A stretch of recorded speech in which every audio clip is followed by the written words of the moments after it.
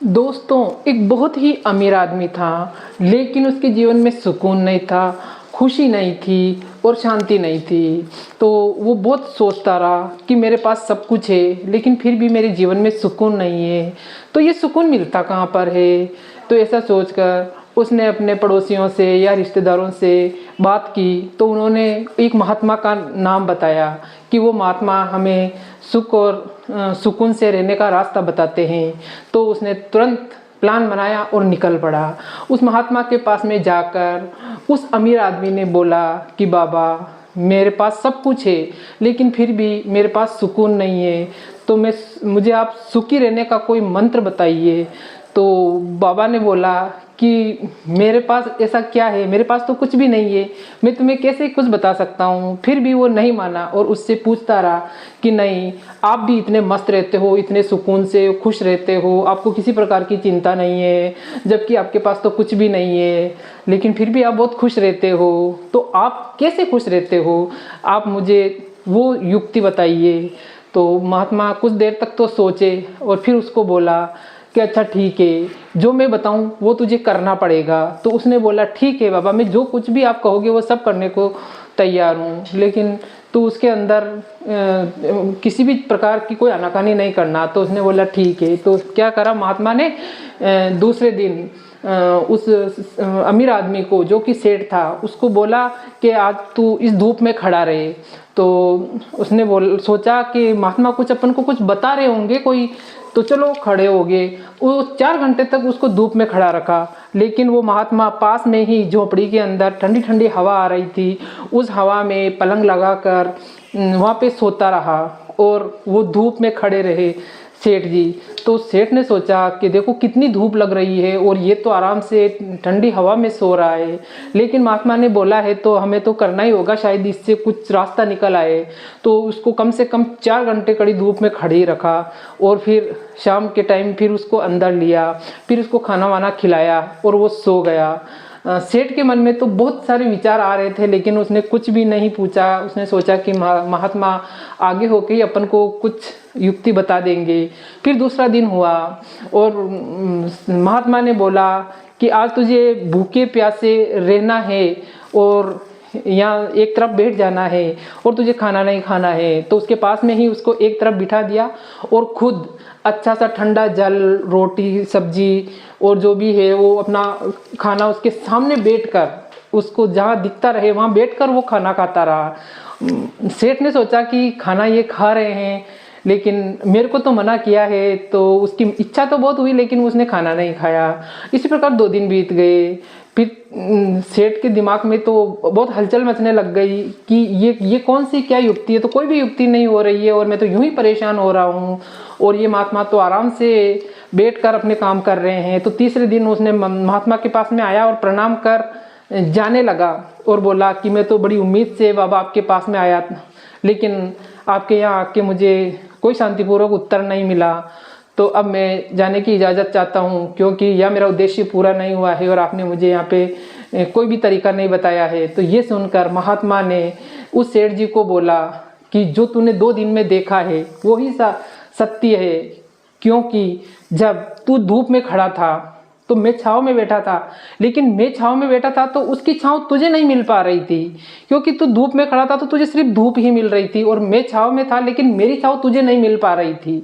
और इसी प्रकार दूसरे दिन तू दिन भर भूखा रहा और मैं खाना खाता रहा, लेकिन जैसे मैंने खाना खाया तो वो तुम्हारी भूख उसमें नहीं मिट सकी, जो मैंने खाना खाया उससे मेरी ही भूख शांत हुई। तो इसी प्रकार जिस प्रकार तूने मेहनत करके अपनी धन संपत्ति कमाई और घर बार बंगला ये सब कुछ बनाया, तो वो तुमने खुद ने बनाया और वो सब कुछ तुम्हारा ही था। इसी प्रकार अगर तुम्हें जीवन में सुख और शांति प्राप्त करना है तो इन दुनिया की चीज़ों से सुख और शांति प्राप्त होने वाली नहीं है। अगर तुझे आत्मा की सुकून और शांति चाहिए तो तुझे गुरु नाम लेकर ध्यान, भजन और सिमरन करना पड़ेगा।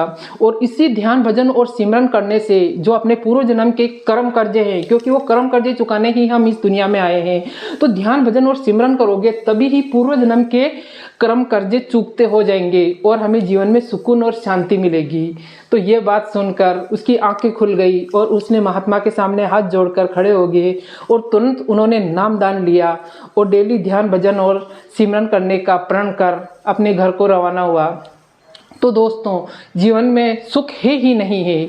जो इस धरती पर आया है उसको कभी सुख नहीं मिल सकता है, लेकिन सुख तो बस उसी को मिलेगा जो हर प्रकार की लालसाओं से परे हो जाएगा और ध्यान भजन सिमरन कर मालिक की भक्ति में लीन रहेगा।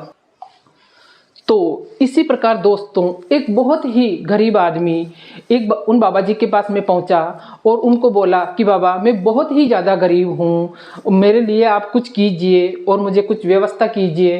तो उसने बोला कि मैं तो महात्मा ठहरा, मैं तुम्हारे को क्या दे सकता हूँ। तो उसने बोला कि नहीं बाबा जी, आपको देखकर हमें अपार शांति मिलती है, आपके पास में सुख है, सुकून है, और मैं बहुत गरीब हूँ, तो मेरे को पूरा विश्वास है कि आप मुझे ज़रूर मेरी सहायता कर सकते हैं, तो आप मेरे को कुछ ना कुछ दीजिए। तो उसके बहुत ज़्यादा कहने के बाद में महात्मा ने बोला कि चलो ठीक है, जो ये नदी बह रही है उसके पास में किनारे पर एक पारस पत्थर रखा हुआ है, तो आप उस पारस पत्थर को ले लीजिए और फिर लेके जाइए, और जो भी तुम्हें पता है पारस पत्थर किसी भी लोहे को अपन छुआ देंगे तो वो सोना बन जाएगा।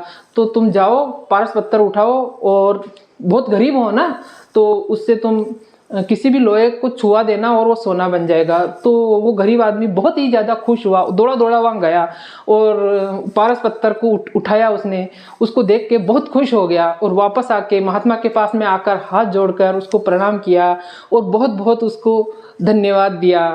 तो और फिर धन्यवाद देकर वहाँ से रवाना हो गया और जैसे ही चलने लगा, चलते चलते वो लगभग 100 कदम चला होगा और उसने सोचा कि ये पारस पत्थर तो महात्मा ने फेंक दिया, लेकिन फिर भी ये इतना सुख और शांति से और सुकून से रहते हैं, ये कैसे हो सकता है।